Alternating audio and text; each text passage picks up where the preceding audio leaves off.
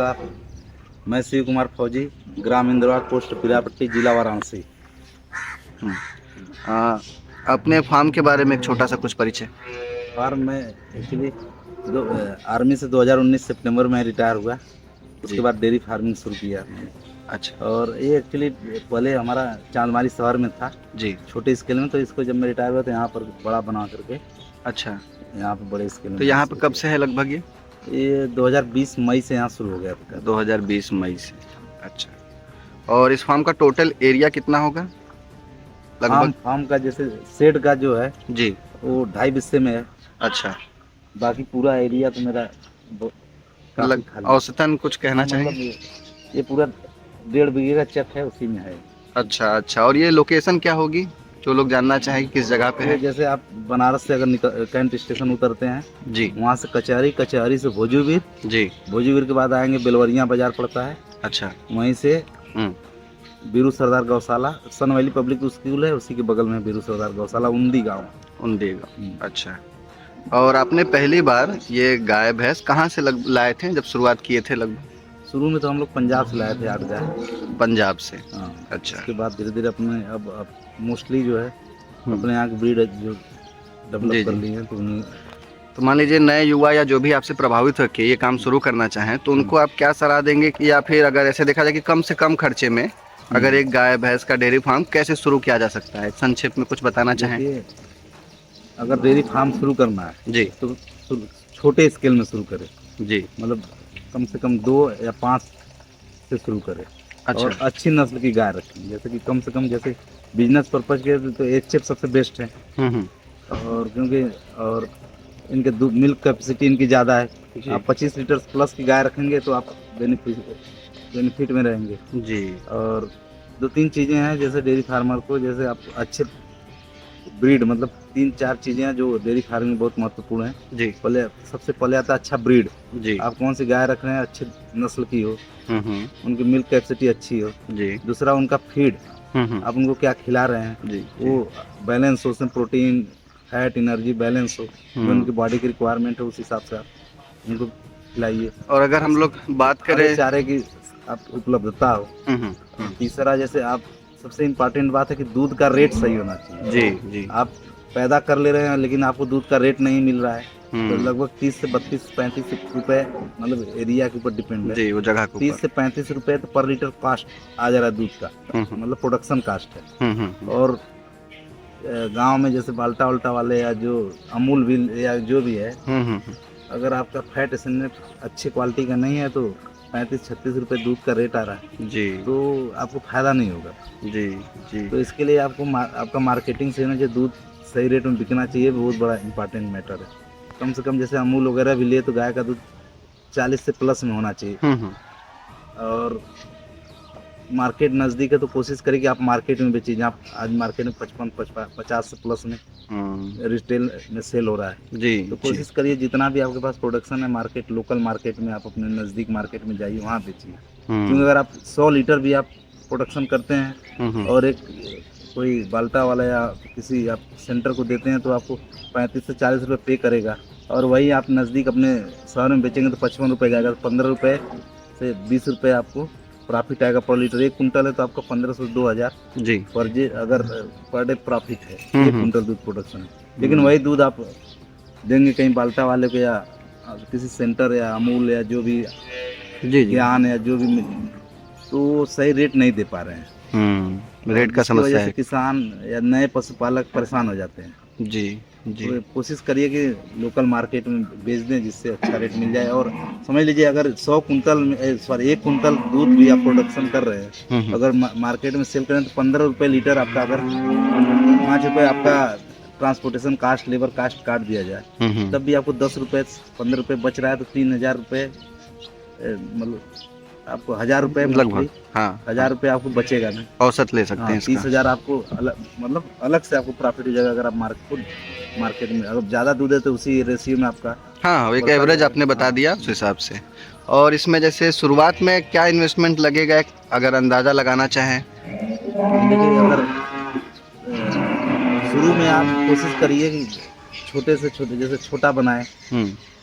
देखिए बड़ा शेड वगैरह से नहीं होता है, पैसा आता है दूध से। जी। बहुत बड़ा शेड बना लेंगे और दूध आपका प्रोडक्शन नहीं है तो या आप कोई कोई लोन लेकर के बना लेते हैं बड़े बड़े शेड, आपका प्रोडक्शन का कम है तो आपका EMI के लिए पैसा नहीं आएगा, तो समस्याएं आपको और बढ़ती रहेंगी। जी। चीज़ें ये बिजनेस जो है मौसम पे इसका बहुत बड़ा झुकाव है, मौसम पे पूरा टोटली डिपेंड है। अभी जैसे पहले क्या होता था कि सितंबर से मौसम सही हो जाता था, अब जो सीजन अब चल रहा है पिछले 4-5 साल से अब गर्मी धीरे धीरे आपका लगभग अक्टूबर लास्ट नवंबर फर्स्ट तक गर्मी रह पा रहा है। तो पहले क्या है कि प्रोडक्शन का लेवल बढ़ता था, सितंबर से दूध बढ़ना शुरू हो जाता था 15 सितंबर के बाद।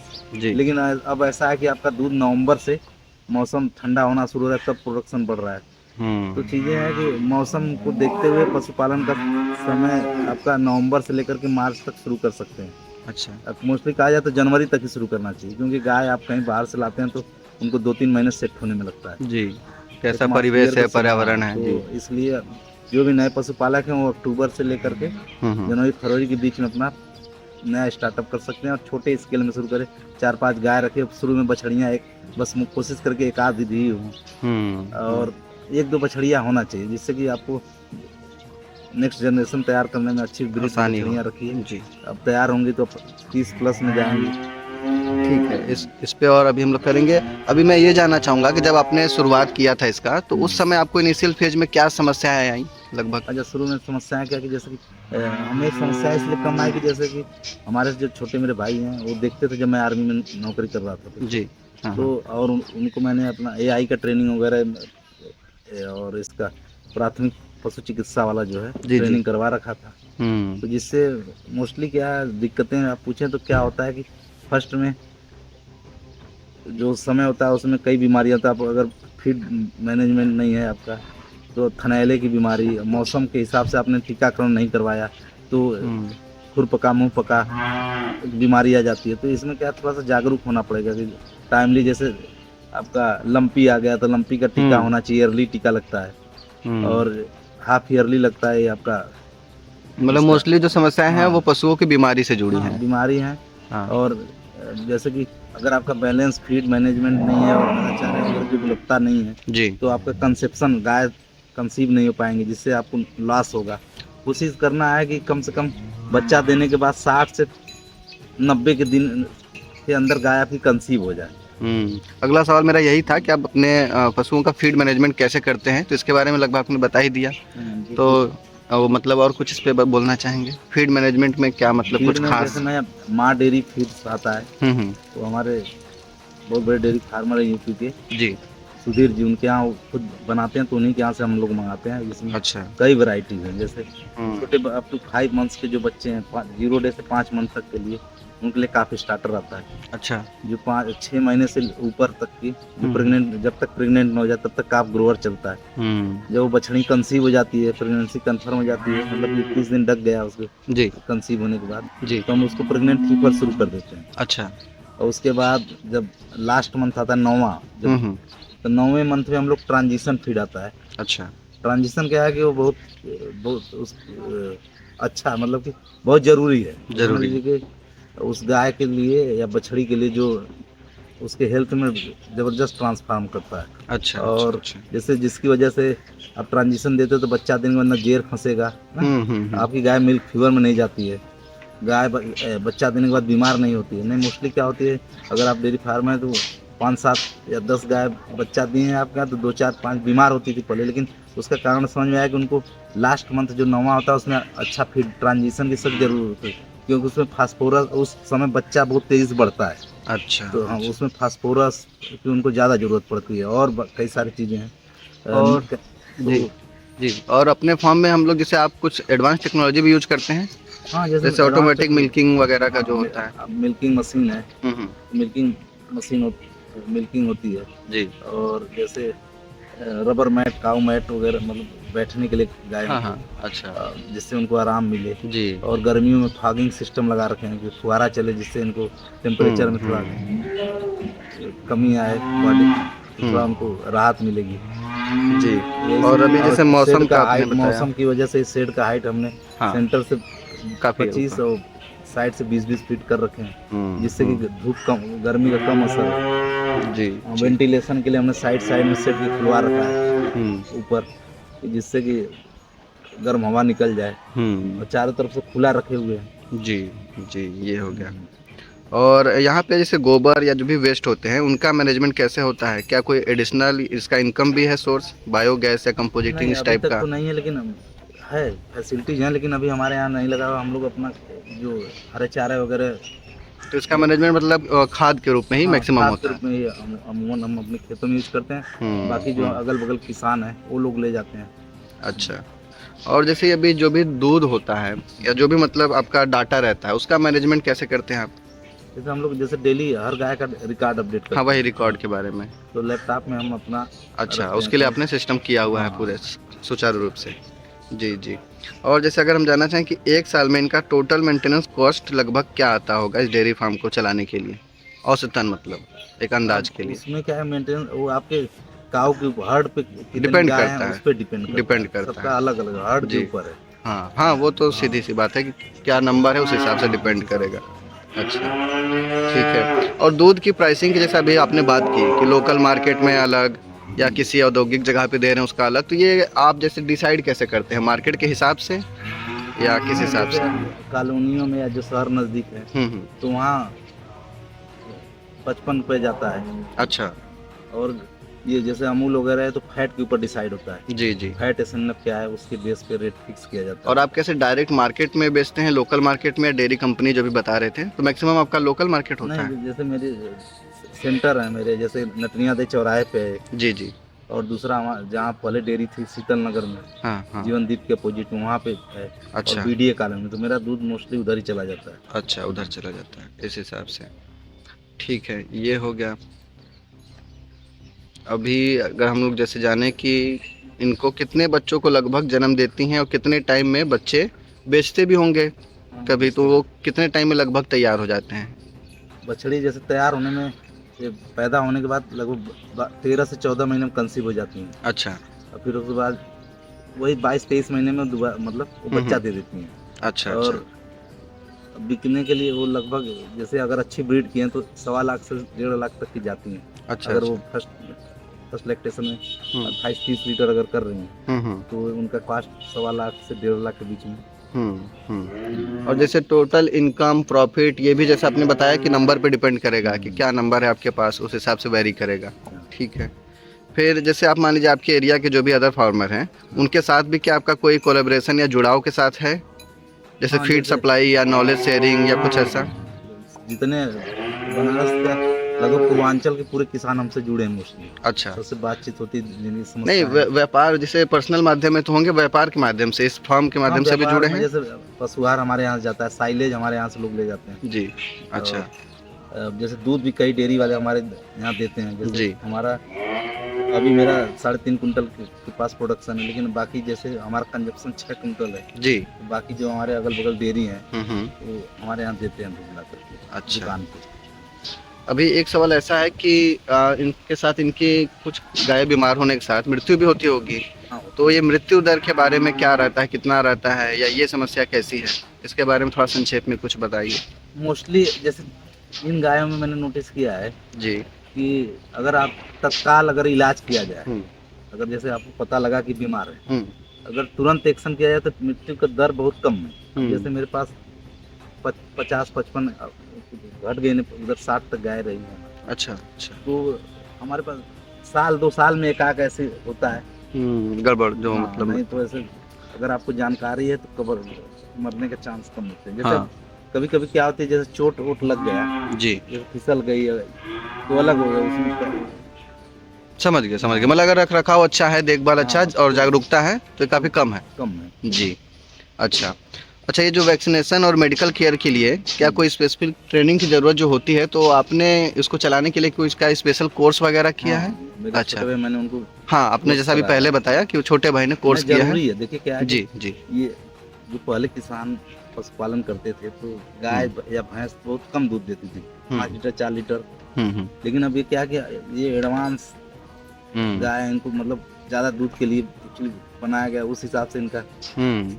अच्छा, ये तो कोर्स इनको उसी उन्होंने हिसाब से इनको फिट चाहिए, जी उतने मतलब high density protein, minerals, bypass fat, ये सब, क्योंकि भाई 30 लीटर 32 लीटर दूध दे रही गाय, तो उसको रिक्वायरमेंट भी पूरी होनी चाहिए ना उसकी बॉडी की, जी तभी जी। तो प्रोडक्शन करेगी। ये ट्रेनिंग उन्होंने, उसका कुछ स्पेसिफिक नाम है उस कोर्स का, या फिर कहाँ से उन्होंने किया, हाँ, इस पे कुछ बताना उसमें चाहें? अब जैसे यहाँ बनारस में भी है, जी। रामनगर में पराग से कंसल्ट होके चलता है, अच्छा। तो वो 60 डेज का कोर्स होता है, जी। तो उसमें आपको एआई, हम्म प्राइमरी हम्म चिकित्सा वाला जो सुविधा है वो सब ट्रेनिंग करते हैं, और मोस्टली और कई करनाल में और कई हरियाणा में और पंजाब में सेंटर्स हैं, हम्म। वो लोग सिखाते हैं। अच्छा, और इसको हम लोग मतलब जो भी एनडीआरआई जो है जी। खुद सिखाता है, अच्छा। एनडीआरआई करनाल में ट्रेनिंग देता है, जो हम्म।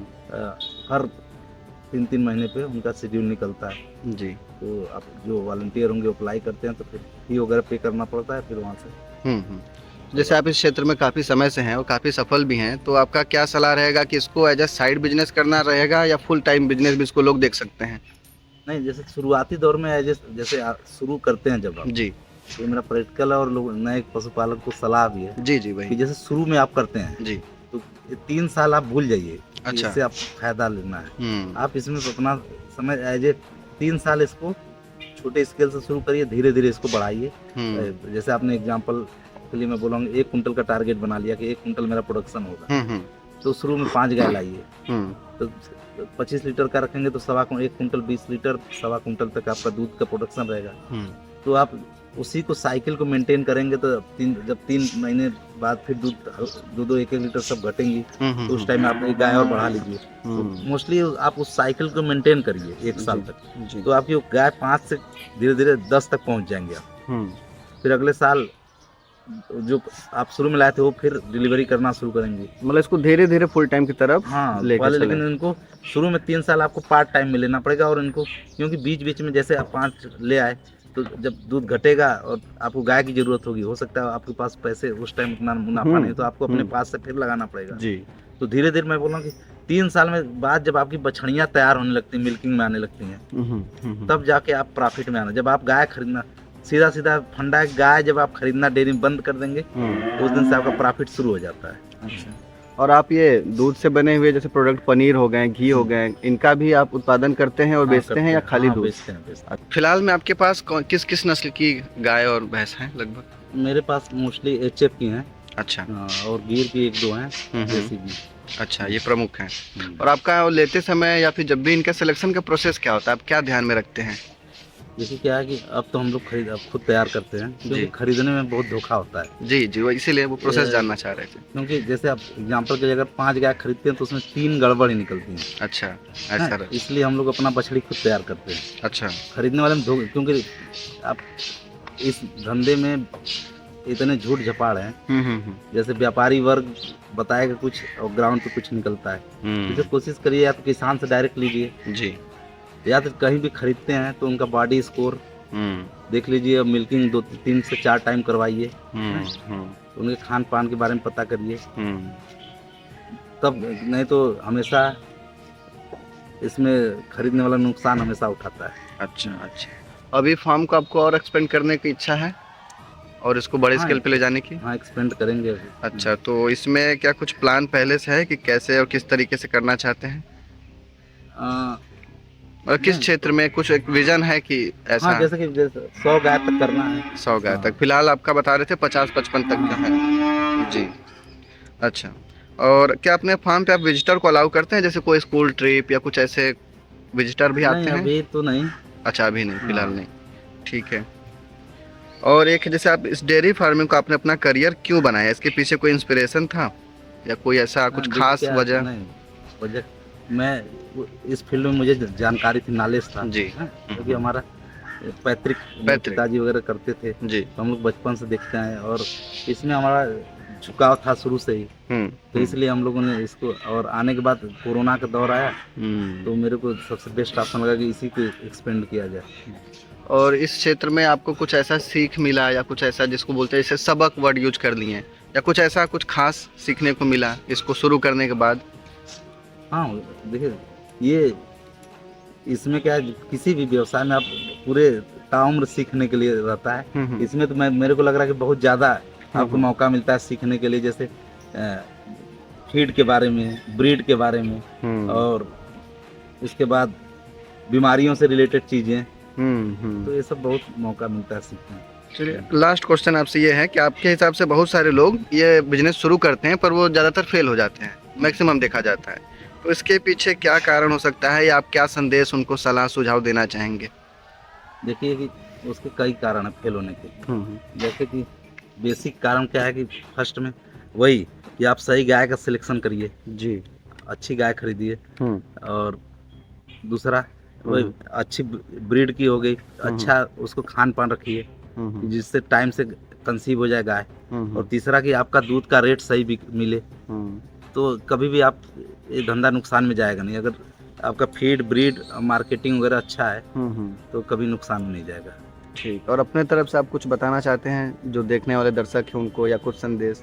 सारा हमारा सवाल जवाब तो खत्म हो गया है, जैसे आप कुछ भी संदेश देना चाहें या कुछ भी आप जैसे मैं नए पशुपालकों को बोलना चाहता हूँ, इसमें बहुत इंडिया में दूध के लिए मतलब बहुत जगह है इस कारोबार में। आप जितना बड़ा किसी का एक लिमिट होती है, इसमें कोई लिमिट नहीं। आप 100, 200, 400 जितना भी कर सकते हैं, कर सकते, बड़े लेवल कर सकते हैं। और अब तो दूध के कई कंपनियां आ गई, अमूल, ज्ञान, पराग, तो दूध बेचने का भी बहुत दिक्कत नहीं है। लेकिन ये कि मैं हमेशा रिकमेंड करता हूं कि आप लोकल मार्केट या अपना खुद प्रोडक्ट बना करके भेजिए, उसमें ज़्यादा प्रॉफिट है। जी, बहुत बहुत धन्यवाद आपका जानकारी शेयर करने के लिए। धन्यवाद।